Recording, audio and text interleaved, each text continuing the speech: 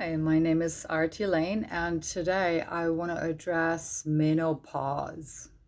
So, this is for women, but then also for men, because you probably live around women. Anyway, so this is something what happens.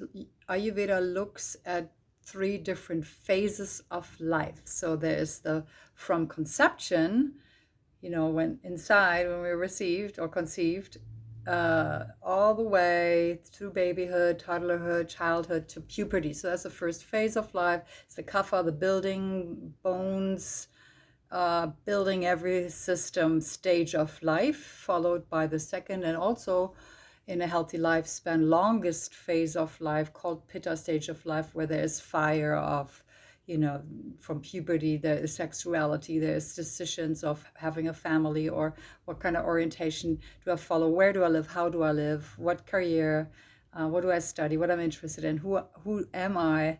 So all that is that fiery stage of life, that search, that being involved out in life and creating family, business, etc., building house. And of course, there's more to explain, but you get the idea. The third phase of life, so there's three phases. The third one, last one, is the vata phase of life. For women, it begins with menopause. So that's the more, that's a different time of life because vital energy is not the same. It's easy to feel cold, irritable, and it's time for retirement or for slowing down, leaving business or leaving hard labor behind. And also adding extra support. It's very, very important. So how can Ayurveda support that phase of life? Menopause lowers the estrogen level, the female hormones, and that affects bone health. So when my bones are not strong, my whole body loses stability, and also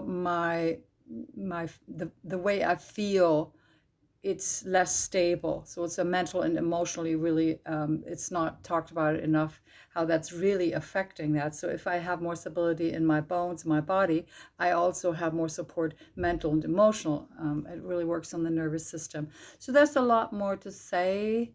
I'd love to speak more about food, etc. But this is more about you adding something what strengthens your bones, so some strengthening yoga postures, standing postures, walking, etc., like a little plank poses. Those are great. Gentle spinal twists. Do those often, and add aloe vera and make that an everyday thing because dryness is what vata is, like air and ether.